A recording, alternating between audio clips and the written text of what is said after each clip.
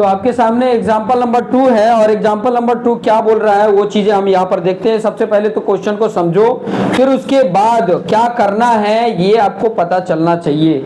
Question में बोला है find the zeros of the quadratic polynomial. ये क्वाड्रेटिक पॉलिनोमियल है जिसके क्या फाइंड आउट करना है, जीरोज फाइंड आउट करने हैं and verify the relation between zero, जो जीरोज आपने फाइंड आउट किया वो एंड द कोफिशिएंट, इसके जो कोफिशिएंट है इनके बीच का जो रिलेशन है उसको वेरीफाई करना है। और कैसे वेरीफाई करना है वो इसके पहले वाले कॉन्सेप्ट में मैंने आपको समझाया था, ठीक है। सबसे पहले तो आप इसके जीरोज कैसे फाइंड आउट करोगे वो हम यहाँ पर सीख लेते हैं। जैसे पॉलिनोमियल क्या है, ये एक्स के फॉर्म में है, क्या दिया हुआ है, x square plus 7x plus 10। अब इसके जीरो जब भी फाइंड आउट करना होता है तो हमने क्या लिख देना होता है, px जो है ना वो जीरो कर लो, तो जीरोज आप इसके फाइंड आउट कर पाओगे।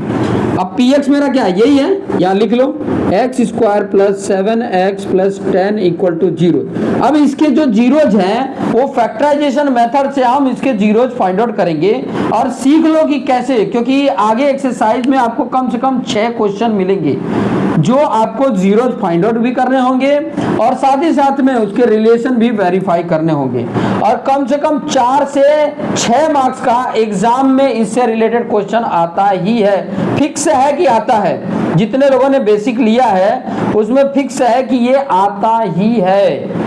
तो आप बिना मतलब टाइम वेस्ट किए इसको समझो कि कैसे ये सॉल्व होता है और सारे क्वेश्चन करेंगे कि और भी क्वेश्चन आप लेके कर सकते हो, गूगल पे सर्च मारोगे तो प्रैक्टिस के लिए बहुत क्वेश्चन मिल जाएगा। तो कैसे इसको जीरोज फाइंड आउट करेंगे वो देखेंगे। सबसे पहले क्या करना, यहाँ का जो कोएफिशिएंट है, यहाँ 1 है, जहाँ कुछ नहीं होता वहाँ 1 होता ही है, तो 1 और इसका ये जो कांस्टेंट टर्म है 10, 1 और 10 का मल्टीपल कर दो, कितना हो गया 10।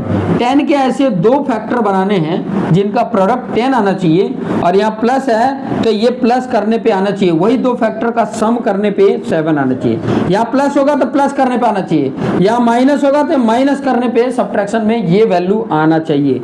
इसी को स्प्लिटिंग मेथड भी बोला जाता है, मिडल टर्म स्प्लिटिंग मेथड भी बोला जाता है।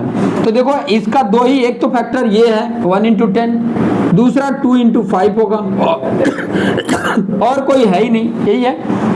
इन दोनों का मल्टीपल 10 भी हो रहा है, इन दोनों का एडिशन 7 हो रहा है। तो इसको स्प्लिट कर देंगे, ये और ये रख देंगे ऐसे, इसको स्प्लिट कर रहे हैं। एक मैंने लिख दिया 2x और एक लिख दिया 5x, हो गया ना 2x 5x 7x। जो साइन है वही दोनों का लगा देना, दोनों का प्लस प्लस है तो प्लस लगा देना, माइनस होता है तो दोनों को माइनस लगा देते, ठीक है। अब यहाँ पे देखो इन दोनों का एक साथ करो और इन दोनों का एक साथ करो, क्योंकि पेयर बन गया। मिडिल टर्म स्प्लिटिंग इसीलिए कर रहे थे कि पेयर बन सके। इन दोनों में से कॉमन क्या है, ध्यान से समझना, इन दोनों में से कॉमन सिर्फ देखोगे तो x है और नंबर तो है नहीं, ठीक है। और साइन पहले देखने का, साइन क्या रखें, प्लस रहेगा। इन दोनों में से कॉमन नंबर नहीं है तो x रख लिया, x निकाला, इसमें से एक x निकाल दिया तो कितना बचा, एक x बचा। बीच में प्लस है तो प्लस लिखा, यहां से एक x निकल गया तो सिर्फ क्या बचा, 2 बचा, ठीक है। इतना करने के बाद आपको यहाँ पर बहुत ज्यादा टेंशन नहीं लेना है। दूसरे वाले में ये जो ब्रैकेट में आया है ना, इधर थोड़ा स्पेस देके x प्लस 2 लिख लो, x प्लस 2 था, x प्लस 2 ब्रैकेट में मैंने रख लिया। अब यहाँ क्या रखना है, उसके लिए ये दोनों आना चाहिए। मैं इसमें क्या मल्टीपल कर दूं कि 5x आ जाएगा, 5 का मल्टीपल करूंगा तो वो भी प्लस 5 का करूंगा तो 5x, और इसका इधर करोगे तो ये आ जाएगा 5 2 10 आ गया इक्वल टू 0। अब देखो आपके पास एक टर्म ये है और एक टर्म ये है, ये टर्म और ये टर्म, इन दोनों में कॉमन क्या है, x प्लस 2 है, x प्लस 2 कॉमन कर लिया तो बचा क्या, यहाँ से x बचा और यहाँ से प्लस 5 बचा इक्वल टू 0। अब ये दोनों आपस में मल्टीपल है।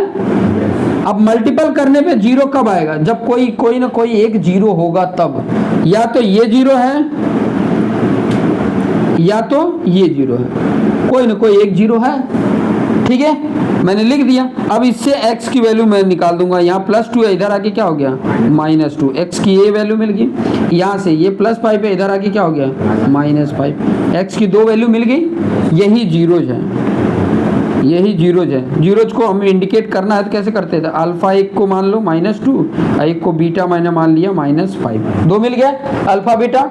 अच्छा कोफिशिएंट, यहाँ पे कोफिशिएंट मैं लिख रहा हूँ, कोफिशिएंट जो है वो क्या है, ए क्या है, एक्स स्क्वायर का पहले होता था A x square plus B x plus C, A क्या है 1, बी क्या है 7, सी क्या है 10 है। ठीक है, अब रिलेशन वेरीफाई करेंगे, बोला है ना, verify the relationship between the zeros and the coefficient. Zeros हमारा ये है और कोफिशिएंट हमारा ये है।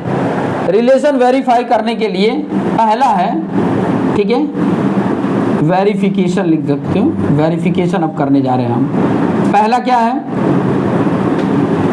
सम ऑफ जीरोज। आपको पूरा फॉर्मूला लिखने की जरूरत नहीं है, ये हेडिंग डालना, sum of zeros alpha plus beta equal to क्या है माइनस बी अपन ए। ठीक है, समझ में आया, alpha plus beta equal to minus B upon A.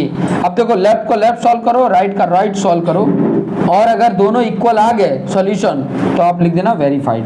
Alpha क्या है -2, ये -5 है, या माइनस बी कितना है 7 और ए कितना है 1। यहाँ आप देखोगे -2 प्लस माइनस भी माइनस हो गया, या -7, ये भी क्या हो गया -7 और ये भी हो गया -7, तो यहाँ पे लिख देंगे वेरीफाइड। ठीक है, क्लियर। दूसरा हमारा क्या है, प्रोडक्ट ऑफ जीरोज। ठीक है, प्रोडक्ट ऑफ जीरो क्या है, alpha into beta equal to c upon a. Clear. अब अल्फा क्या है -2 और प्रोडक्ट है तो मल्टीपल है, ये -5 है, सी कितना है 10 है और ए कितना है 1। देखो माइनस माइनस का मल्टीप्लिकेशन प्लस, 2 5 जा 10 और इधर भी है 10, 1 से डिवाइड करोगे तो 10 ही आएगा, तो ये क्या हो गया वेरीफाइड हो गया। तो मेरा ये दोनों के दोनों जो कंडीशन है उन कंडीशन से ये क्या हो गया वेरीफाइड हो गया।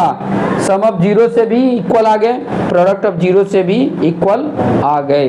तो इस तरीके के क्वेश्चंस को हमने कई बार रिवाइज करना है। ठीक है, अलग अलग तरीके के क्वेश्चंस होंगे। मेन क्वेश्चन इंपॉर्टेंट यही है कि ये क्वाड्रेटिक पॉलिनोमियल ना अलग अलग दे सकता है, तो ये सॉल्व करने आपको जीरोज फाइंड आउट करने आना चाहिए। उसके बाद तो वेरिफिकेशन आपको आसान है, सिंपल सा ये याद रखना, sum of zeros and product of zeros. Clear. तो फटाफट नोट डाउन कर लो, फिर हम एग्जांपल नंबर 3 पे चलते हैं।